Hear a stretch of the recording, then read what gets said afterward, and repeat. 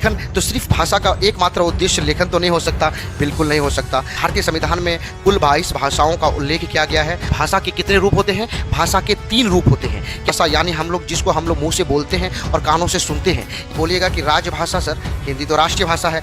बिल्कुल भी नहीं, हिंदी को ज़्यादा हवा मत मचाइए। लिपि एक लिखने का क्या है, ढंग है।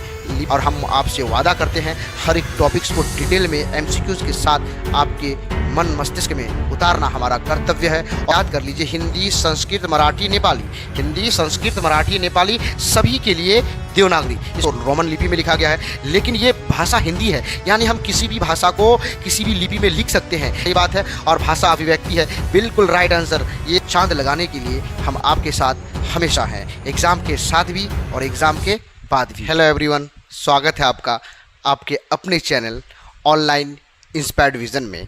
तो आज हम लोग हिंदी यानी हिंदी व्याकरण शुरू करने जा रहे हैं और ये जो क्लास होगी ये सभी कक्षाओं के लिए होगी। यानी आपका अगर बोर्ड एग्ज़ाम है या आप हिंदी व्याकरण शुरू करने जा रहे हैं तो आपका पहला चैप्टर भाषा यानी भाषा, व्याकरण और लिपि से संबंधित रहता है। तो ये चैप्टर सभी कक्षाओं के लिए इम्पॉर्टेंट है।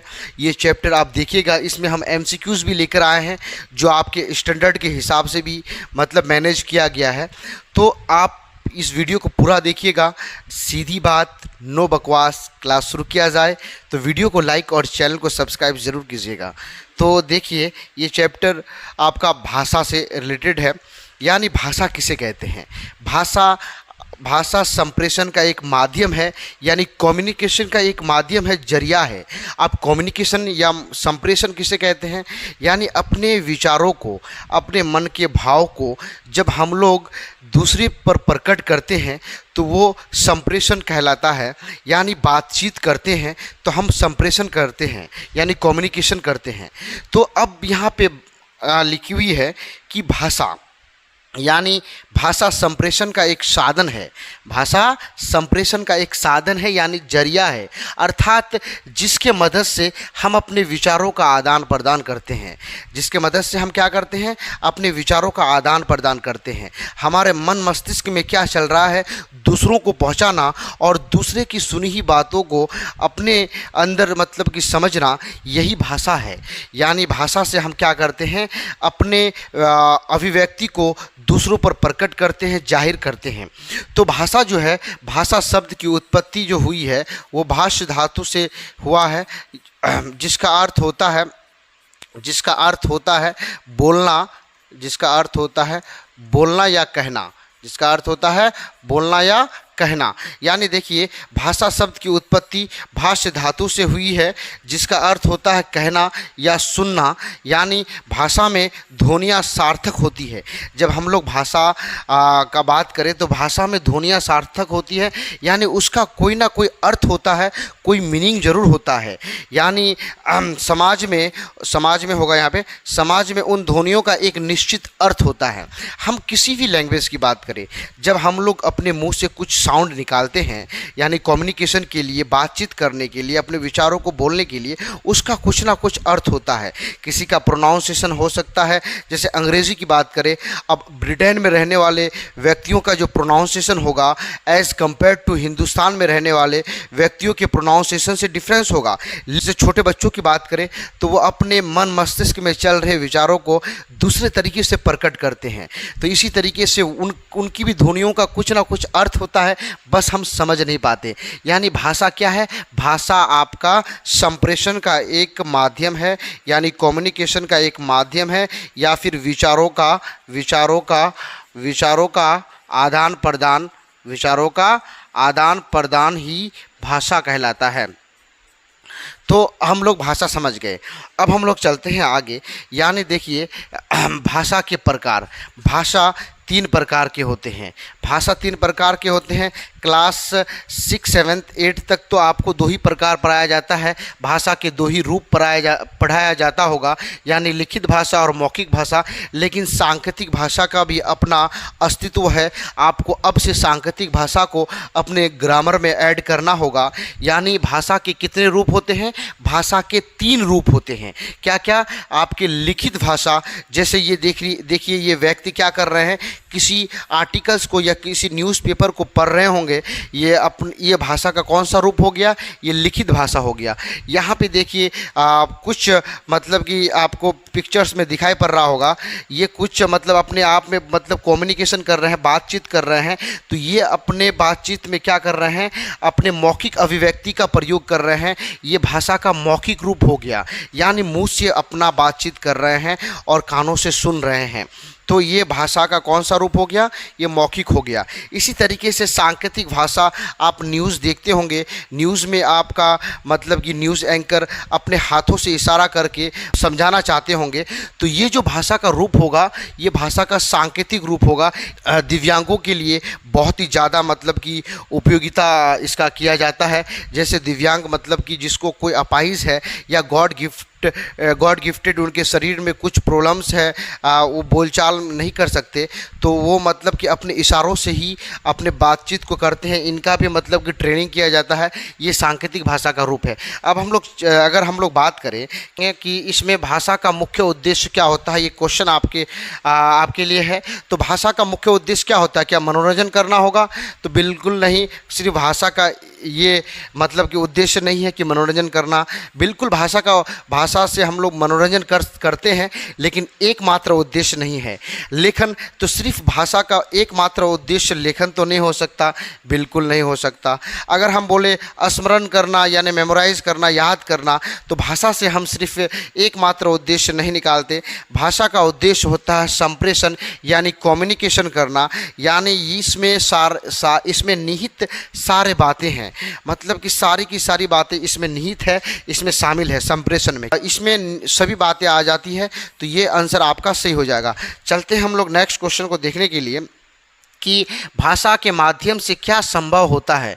भाषा के माध्यम से चित्र बनाना बिल्कुल भी गलत बात है। चित्र बनाना सिर्फ मतलब कि सिर्फ और सिर्फ चित्र बनाना भाषा के माध्यम से संभव नहीं है। पढ़ना, लिखना, पढ़ना सिर्फ और सिर्फ भाषा का उद्देश्य नहीं है। भाषा का उद्देश्य अभिव्यक्त करना है। भाषा का उद्देश्य विचारों का आदान प्रदान करना है। तो लिखना, पढ़ना ये एकमात्र उद्देश्य है। तो आपका विचारों की अभिव्यक्ति हो जाएगा। ये ऑप्शन ए आपका बिल्कुल राइट आंसर हो जाएगा। तो चलते हैं हम लोग नेक्स्ट क्वेश्चन में। देखिए पिक्चर में अपने विचारों का ये नन्हे मुन्ने बालक क्या करते हैं? अपने विचारों का आदान प्रदान कर रहे हैं। और ये महाअनुभव मतलब क्या कर रहे हैं?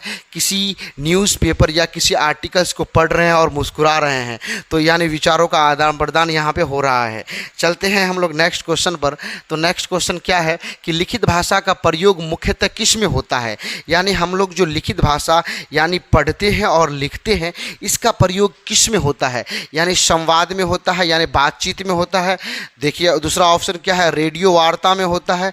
क्या ये रेडियो वार्ता? देखिए संवाद मतलब बातचीत, संवाद मतलब बातचीत करना, यानी बातचीत। अगर रेडियो वार्ता यानी रेडियो में अगर मतलब हम लोग वार्ता कर रहे हैं, तो मतलब कि रेडियो में तो हम लोग सुनते हैं और रेडियो वार्ता में बोलते हैं, बस यही होता है इसमें। पत्र पत्रिका मतलब इसमें हम लोग क्या करते हैं? पत्र लिखा जाता है, लिखना और पढ़ना, यानी लिखा जाता है और पढ़ा जाता है।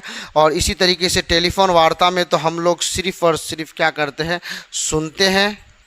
सुनते हैं या फिर बोलते हैं, सुनते हैं या बोलते हैं। इस हिसाब से इसमें रेडियो वार्ता में क्या करते हैं? बोलना या सुनना हो गया। तो अब यहाँ पे लिखित भाषा का प्रयोग मुख्यतः किस में है? तो देखिए लिखित भाषा का प्रयोग एकमात्र उद्देश्य पत्र पत्रिका आपको आंसर दे रहा है। इसमें भी मतलब कि भाषा का मौखिक रूप यूज़ हो रहा है, इसमें भी भाषा का मौखिक रूप यूज़ हो रहा है, और इसमें भी भाषा का मौखिक रूप ही यूज़ हो रहा है। तो ऑप्शन सी एकमात्र ऑप्शन है जो भाषा का लिखित रूप को मतलब प्रदर्शित कर रहा है। चलते हैं हम लोग नेक्स्ट क्वेश्चन पर। तो नेक्स्ट क्वेश्चन क्या है कि मौखिक भाषा का उदाहरण क्या है, यानी उदाहरण है बताना है आपको। मौखिक भाषा का उदाहरण क्या पुस्तक है? देखिए आप ध्यान से इस क्वेश्चन को। क्या रेडियो वार्ता है? इस ऑप्शन को देखिए ध्यान से। क्या समाचार वार्ता है? इस ऑप्शन को भी देखिए। और लेख, आखिर कौन सा ऑप्शन सही होगा?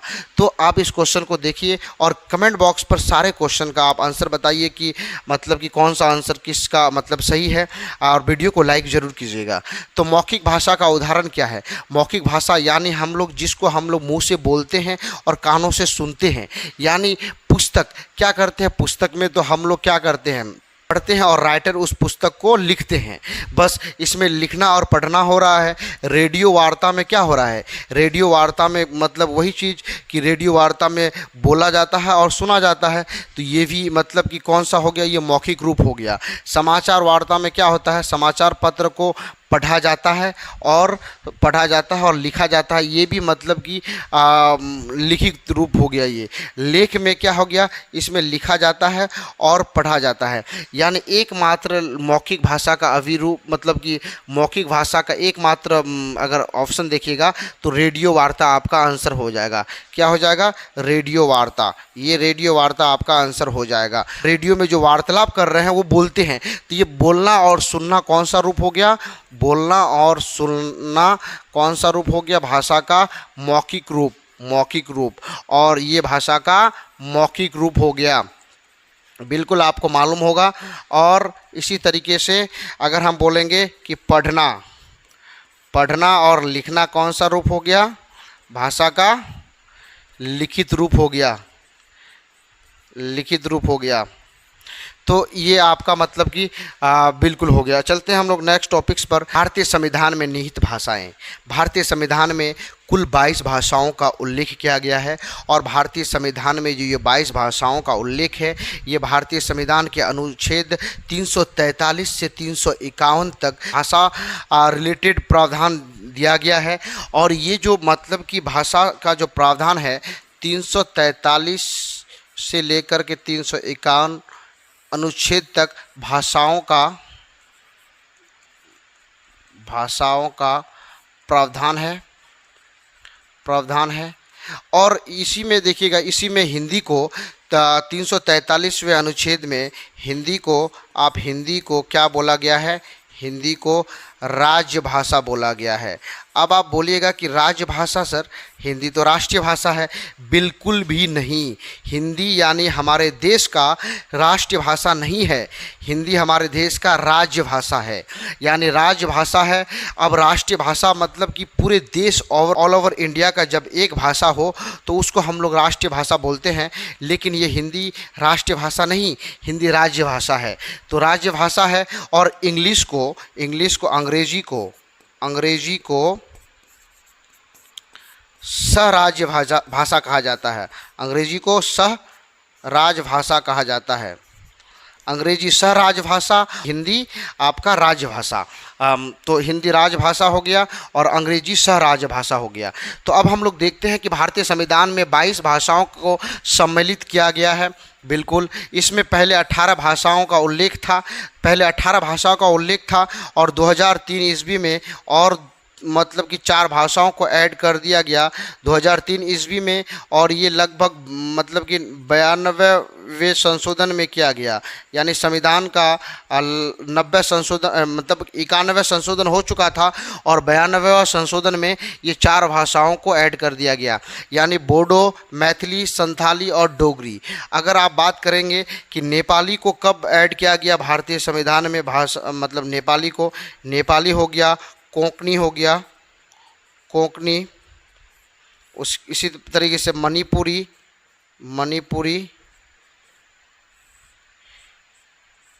ये 1992 ईस्वी में 71वें संशोधन में, 71वें संशोधन जब किया गया था उसी समय इसको ऐड किया गया। इसको कोंकणी को, नेपाली को, मणिपुरी को 1992 ईस्वी में 71वें संशोधन में भारतीय संविधान में जगह दी गई। अब हम लोग देख लेते हैं कि भारतीय संविधान में जो निहित 22 भाषाएं हैं वो 22 भाषाओं में किसका किसका जिक्र है। देखिए, असमिया है, उसके बाद बंगाली है, बोडो है, डोगरी है, गुजराती है, हिंदी, कन्नड़, कश्मीरी, कोंकणी, मैथिली, मलयालम, मणिपुरी, मराठी, नेपाली, उड़िया। इसी तरीके से 16 नंबर में पंजाबी, संस्कृत, संथाली और सिंधी और तमिल और तेलुगु और उर्दू। इसमें अंग्रेजी का जिक्र नहीं है। अंग्रेजी आपके मतलब कि 22 भाषाओं में शामिल नहीं है। भारत में भारतीय भाषाओं में अंग्रेजी को शामिल नहीं किया गया। तो आपको ये ओवरऑल बातें याद रखनी है। अब हम लोग चलते हैं आगे। देखिए, अब इसमें हिंदी हमारी राजभाषा है। हिंदी हमारी राजभाषा है, यानी सरकारी कामकाज की भाषा है। हिंदी हमारी राष्ट्रीय भाषा नहीं है। ये बार ये बात मैं आपको बार बार बता रहा हूँ, क्योंकि बच्चे क्या करते हैं, हिंदी को राष्ट्रीय भाषा मान लेते हैं। बिल्कुल भी नहीं। हिंदी हमारे मतलब कि हिंदुस्तान में बहुल क्षेत्रों में बोला जाता है, अधिकतर क्षेत्रों में बोला जाता है, अलग बात है। लेकिन हिंदी अभी तक राष्ट्रीय भाषा नहीं बना है। हिंदी हमारा राजभाषा है। तो हिंदी जो राजभाषा है, राजभाषा का मतलब होता है सरकारी कामकाज की भाषा, यानी सरकारी कामकाज की भाषा।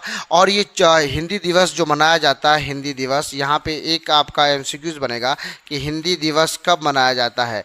हिंदी दिवस आपका 14 सितंबर को मनाया जाता है। 14 सितंबर को हर साल हिंदी दिवस मनाया जाता है। तो देखिएगा, 14 सितंबर को हिंदी दिवस मनाया जाता है। इसी में देखिए कि 14 सितंबर 1949 को भारतीय संविधान ने हिंदी को राजभाषा का दर्जा दिया। हिंदी को राजभाषा का दर्जा दिया 14 सितंबर 1949 ईस्वी को, 1949 में। इसीलिए 14 सितंबर का डेट हमारे भारतीयों के लिए हिंदी दिवस के रूप में मतलब कि हम लोग उसको मनाते हैं। इसी कारण हर साल 14 सितंबर को हिंदी दिवस मनाया जाता है।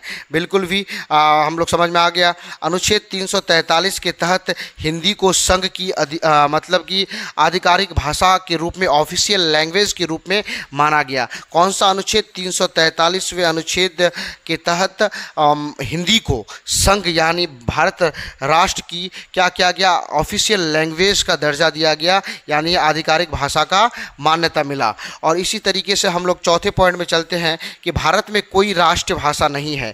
भारत की कोई राष्ट्रभाषा यानी राष्ट्रभाषा नहीं है, बल्कि राजभाषा यानी ऑफिशियल लैंग्वेज और सहराजभाषाएं हैं। यानी ऑफिशियल लैंग्वेज यानी राजभाषा कौन हो गया आपका? राजभाषा आपका हो गया, राजभाषा हो गया हिंदी, राजभाषा हिंदी। बिल्कुल भी सर, हम लोग समझ में आ गया। और सहराजभाषा आपका क्या हो गया? सहराजभाषा अंग्रेजी हो गया।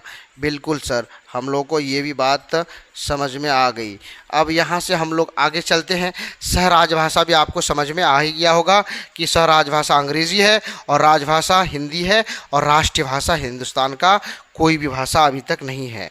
तो हम लोग आगे चलेंगे, एक क्वेश्चन लेते हैं कि भारतीय संविधान की 8वीं अनुसूची में कितनी भाषाएं सूचीबद्ध है? यानी 8वीं अनुसूची, 8वीं अनुसूची जो है, 8वीं अनुसूची में हिंदुस्तान में 22 भाषाओं का उल्लेख किया गया है। बार बार आपको बता रहे हैं। ऑप्शन नंबर सी 22, यानी ये आपका सही हो जाएगा। बिल्कुल 22 भाषाओं का उल्लेख किया गया है 8वीं अनुसूची में। तो अब हम लोग आगे चलते हैं कि भारतीय संविधान के किस अनुच्छेद में हिंदी को राजभाषा घोषित किया गया। अभी आप अगर पीछे देखिएगा तो देखिए भारतीय संविधान के किस अनुच्छेद में, आपको हम दिखा देते हैं कि भारतीय संविधान के किस अनुच्छेद में, 343वें अनुच्छेद में संघ की आधिकारिक भाषा मतलब कि मान्यता प्राप्त हुई है इसको। अब हम लोग आगे चलेंगे तो देखेंगे आगे कि यही क्वेश्चन आपका है कि इस अनुच्छेद में हिंदी को राजभाषा घोषित किया गया है। तो अनुच्छेद 343 के तहत, मतलब अनुच्छेद 343 यानी आर्टिकल 343 में भारतीय संविधान में क्या किया गया है? हिंदी को राजभाषा का दर्जा दिया गया है। अब हम लोग नेक्स्ट क्वेश्चन में चलते हैं कि नेक्स्ट क्वेश्चन क्या कहता है। तो नेक्स्ट क्वेश्चन आपका क्वेश्चन शायद की बाद में है, तो चलते हैं पहले देख लेते हैं लिपि को।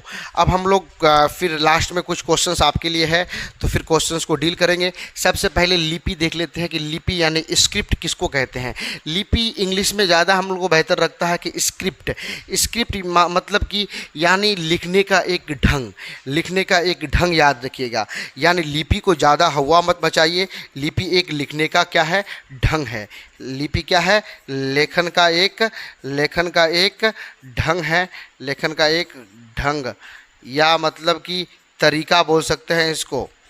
क्या बोल सकते हैं, एक तरीका है लिखने का, एक तरीका है, ढंग है, या लेखन मतलब की शैली है। तो अब हम लोग देखते हैं कि लिपि क्या है, कि भाषा को लिखने की विधि को लिपि कहा जाता है। बिल्कुल ही सही बात है कि भाषा को लिखने की विधि को ही लिपि कहा जाता है। लिखित भाषा में मूल ध्वनियों के लिए जो चिन्ह मान लिए जाते हैं। अब मतलब कि हम लोग किसी भी भाषा की बात करें, अंग्रेजी की बात करें, अंग्रेजी रोमन लिपि में लिखी जाती है, और इसी तरीके से हिंदी को हम लोग देवनागरी में लिखते हैं। तो इसमें कुछ चिन्ह, ध्वनियों के लिए कुछ चिन्ह मतलब कि प्रदर्शित करते हैं हम लोग। जैसे आ का साउंड के लिए ए इस्तेमाल करते हैं हम लोग रोमन में, और हिंदी में क्या करते हैं, अ इस्तेमाल करते हैं। तो ये जो ध्वनियों के लिए जो चिन्ह इस्तेमाल कर रहे हैं, यही हमारी लिपि है। बिल्कुल समझ में आ गई सर कि यही हमारी लिपि है। अब हम लोग एक बात यहाँ पे नोट करने वाली है कि हम लोग जो हर भाषा की अलग अलग लिपि होती है, बिल्कुल हर भाषाओं की अलग अलग लिपि होती है, लेकिन हम किसी भी भाषा को किसी भी लिपि में लिख सकते हैं। अब वो कैसे, किसी भी भाषा को आप अभी भी देखते होंगे व्हाट्सएप में चैटिंग करते होंगे कि सर नोट्स भेज दीजिए, क्या कर दीजिए कि सर नोट्स भेज दीजिए। भेज ऐसे लिखते हैं, कोई भेज ऐसे लिखता है, भेज दीजिए सर, नोट्स भेज दीजिए सर। अब यहाँ पे आप लिखे कि नोट्स भेज दीजिए, ये तो आप रोमन में लिखे हैं, अंग्रेजी में लिखे हैं कि नोट्स भेज दीजिए। आप किसी को मैसेज करते हैं, हाय, हेलो, कैसे हो, कैसे हो। तो ये जो मैसेज कर रहे हैं व्हाट्सएप पे, या किसी को मतलब हम लोग चैटिंग करते हैं, तो ये तो हम लोग रोमन में लिखते हैं। बिल्कुल सर, ये इंग्लिश में लिखा गया है, ये तो रोमन लिपि में लिखा गया है, लेकिन ये भाषा हिंदी है। यानी हम किसी भी भाषा को किसी भी लिपि में लिख सकते हैं, लेकिन हर एक भाषा का अपना अपना लिपि है। यानी हम बोल सकते हैं कि लिखित भाषा में मूल ध्वनियों के लिए जो चिन्ह मान लिए जाते हैं वो वर्ण कहलाते हैं, परंतु जिस रूप में वो मतलब कि जिस रूप में वो लिखे जाते हैं उसे ही लिपि कहा जाता है।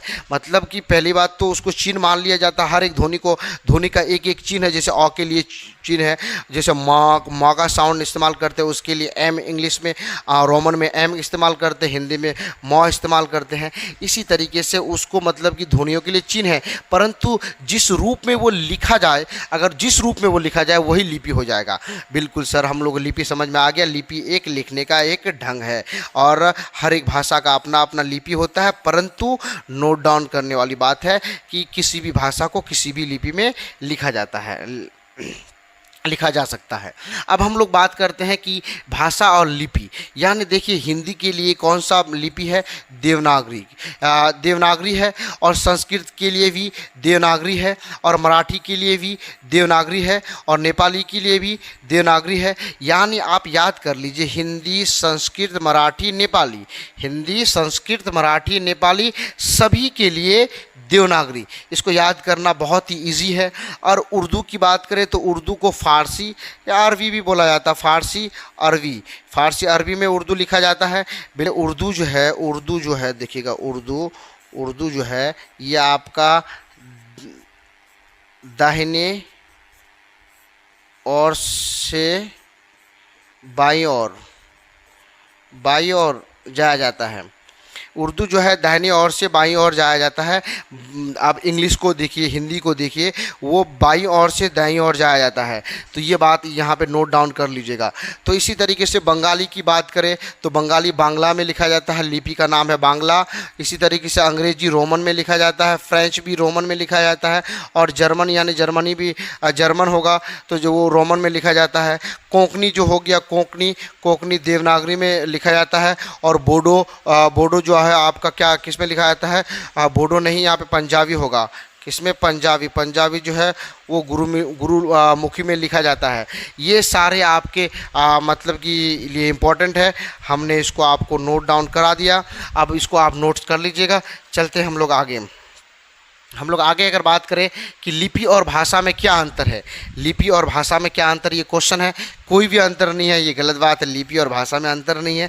भाषा क्या है, अभिव्यक्त, भाषा को क्या हम अपने विचारों को अभिव्यक्त करते हैं, और लिपि क्या है, हम लोग उसी चीज़ को लिखने का मतलब कि एक ढंग है, एक तरीका है। तो हम लोग बोल सकते हैं कि लिपि बोली जाती है, भाषा लिखी जाती है। बिल्कुल भी नहीं, लिपि कैसे बोली जाएगी, लिपि तो एक लिखने का ढंग है, भाषा लिखी जाती जाती है, लिपि बोली जाती है, भाषा लिखी जाती है, ये ऑप्शन गलत हो गया। लिपि लिखने की एक विधि है, बिल्कुल सही बात है, और भाषा अभिव्यक्ति है, बिल्कुल राइट आंसर। ये आंसर आपका बिल्कुल क्वेश्चन के हिसाब से बिल्कुल करेक्ट आंसर है।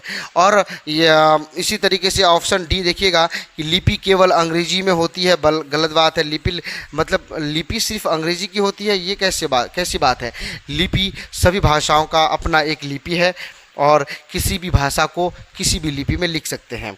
तो चलते हैं आगे, देखेंगे कि अंग्रेजी भाषा किस लिपि में लिखी जाती है।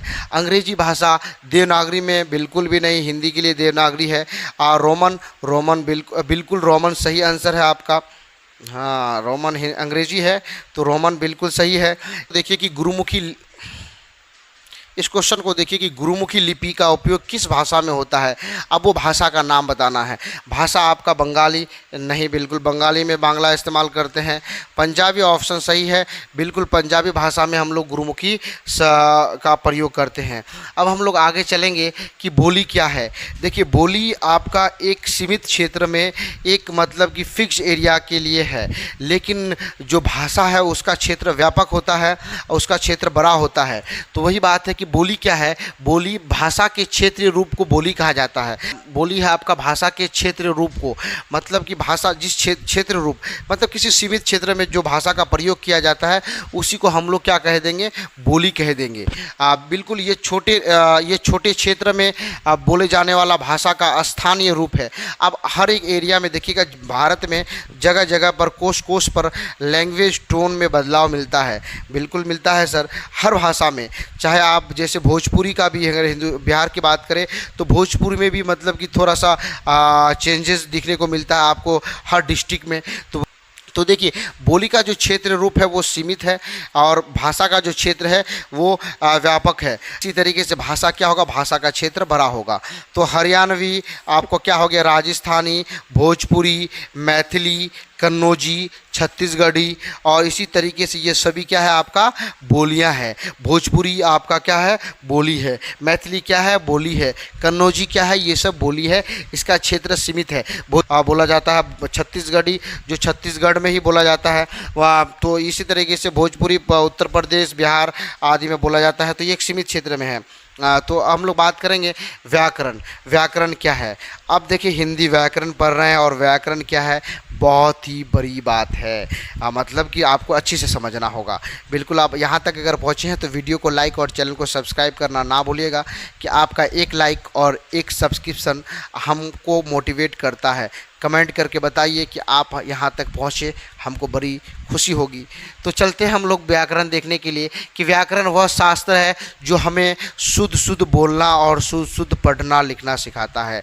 व्याकरण क्या है, हमारे मतलब कि एक शास्त्र है, जरिया है शुद्ध पढ़ना और लिखना। यानी हम लोग बोल सकते हैं कि व्याकरण क्या है, कि व्याकरण वो शास्त्र है जो हमें शुद्ध बोलना, लिखना, पढ़ना सिखाते हैं। तो बिल्कुल एक जरिया है, एक माध्यम है जिसके मदद से ही हम किसी भी भाषा को, हर भाषा का अपना ग्रामर होता है, उस भाषा को सीखना है अगर आपको तो मतलब कि ग्रामर पढ़ना ज़रूरी है। और ग्रामर पढ़ेंगे तो आप उस भाषा का शुद्ध प्रोनाउंसिएशन से लेकर के उसका लेखन तक आप कर सकते हैं। हर भाषा का मतलब कि आपको ग्रामर पढ़ना चाहिए। तो व्याकरण भाषा के शुद्ध रूप से अवगत कराता है। व्याकरण क्या करता है, हमको भाषा के शुद्ध रूप से मतलब कि अवगत कराता है। जैसे यहाँ पे दो सेंटेंस लिया गया है, बंदर पेड़ में चढ़ती है। अब बंदर पेड़ में चढ़ती है, आपको मालूम चल गया होगा कि चढ़ती नहीं होगा, चढ़ता होगा। मतलब कि बंदर पेड़ पर चढ़ता है। कैसे, क्योंकि बंदर मतलब कि क्या है, पुल्लिंग है। बंदर क्या है, पुल्लिंग है। तो इसमें आपको चढ़ती नहीं, आपको चढ़ता है इस्तेमाल करना होगा। तो ये आपका कौन, ये आपको नॉलेज दिया, ये ज्ञान कौन दिया, ये ज्ञान आपको हिंदी व्याकरण से मिलता है। तो इसीलिए व्याकरण क्या है, व्याकरण वो शास्त्र है जो हमें शुद्ध बोलना, पढ़ना, लिखना सिखाता है।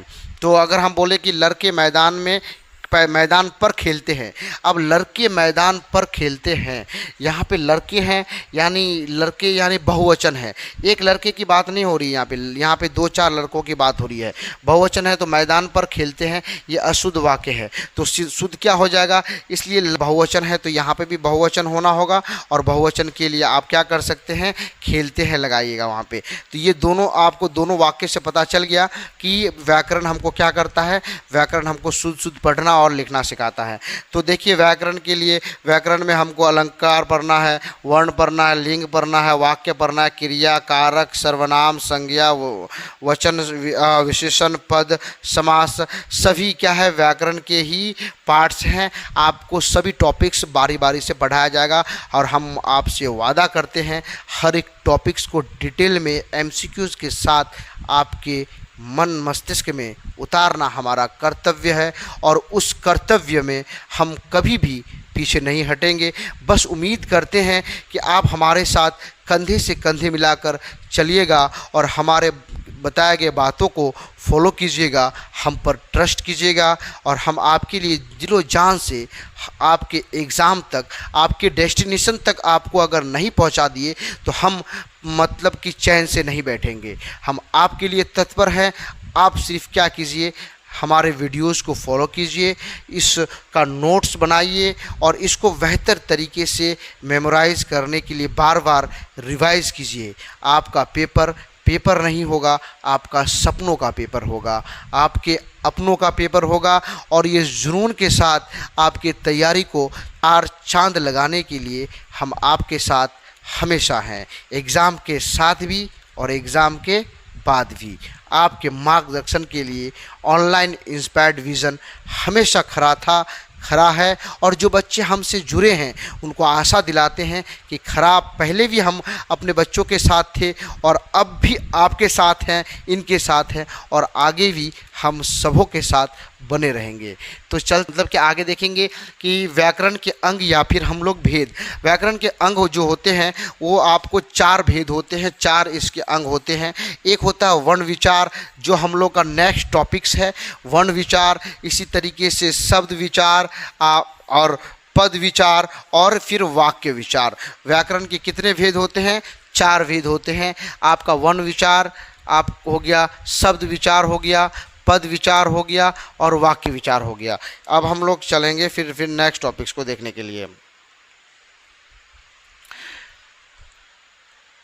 तो देखिए क्या है कि व्याकरण के अंग और भेद को हम लोग जो वर्ण विचार, शब्द विचार, पद विचार और वाक्य विचार को देखें, उसी का डिफाइन है।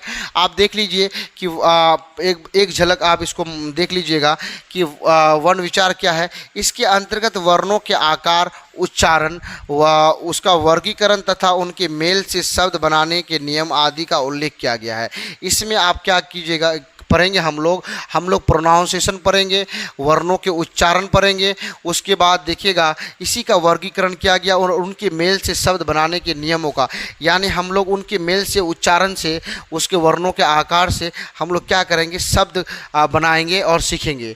इसी तरीके से शब्द विचार में क्या गया, इसके अंतर्गत शब्दों के भेद। अब शब्दों के प्रकार जो होते हैं उसकी उत्पत्ति कैसे हुई है, कहाँ से देशज है, विदेशज है, या फिर तत्सम है, तद्भव है, वो हम लोग देखेंगे।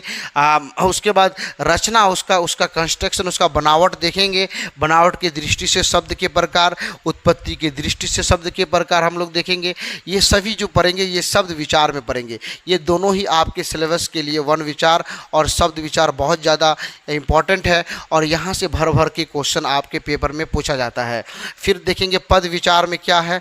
पद विचार में इसमें पद भेद, रूपांतरण और शब्द रूपों के प्रयोग संबंधी नियमों का अध्ययन किया जाता है। हम लोग क्या करेंगे, शब्दों के रूप जो है, रूपों के प्रयोग इसमें हम लोग क्या करेंगे, इम्प्लीमेंट करेंगे, प्रयोग करेंगे, उसी का अध्ययन किया जाता है। और वाक्य विचार, इसके अंतर्गत वाक्य भेद, वाक्यों का क्या करेंगे हम लोग, भेद प्रकार पढ़ेंगे, वाक्य विश्लेषण करेंगे, वाक्य की रचना करेंगे, और फिर विराम चिन्ह का भी प्रयोग आदि क्या किया जाता है। इसमें विराम चिन्ह आदि का हम लोग देखेंगे, सभी का यूजेस देखेंगे। तो व्याकरण के कितने भेद हो गए, व्याकरण के 4 भेद हो गए, वर्ण विचार, शब्द विचार, इसी तरीके से पद विचार और फिर वाक्य विचार, ये आप नोट डाउन कर लीजिएगा। तो फिर आप इसी तरीके से आगे बढ़ते रहिए, हम आपके साथ हैं और हम आशा करते हैं कि आप हमारे साथ कंधे से कंधे मिलाकर चलिएगा, हमारे बताए गए बातों को फॉलो कीजिएगा। मिलते हैं एक नेक्स्ट वीडियो में हिंदी का, और वो हिंदी का जो वीडियो होगा वो आपका होगा वर्ण। क्या होगा? वर्ण हम लोग आगे पढ़ेंगे, वर्ण पढ़ेंगे। तो ये वीडियो बहुत ही इम्पॉर्टेंट है आपके सिलेबस के लिए, और इसके सारे एमसीक्यूज हम आपके लिए लेकर आएंगे। और ये हिंदी भाषा, व्याकरण और लिपि से रिलेटेड जितने सारे एमसीक्यूज आपके पेपर में पूछे गए हैं, हम आपका वन शॉट वीडियो में वो भी लेकर के आएंगे। आपके पेपर से पहले हम आपके लिए पेपर लेकर के आएंगे, और उस पेपर में सारे एमसीक्यूज आपको दिया जाएगा, इसका सॉल्यूशन किया जाएगा, डिटेल एनालिसिस किया जाएगा। तो मिलते हैं नेक्स्ट वीडियो में, तब तक जय हिंद, जय भारत।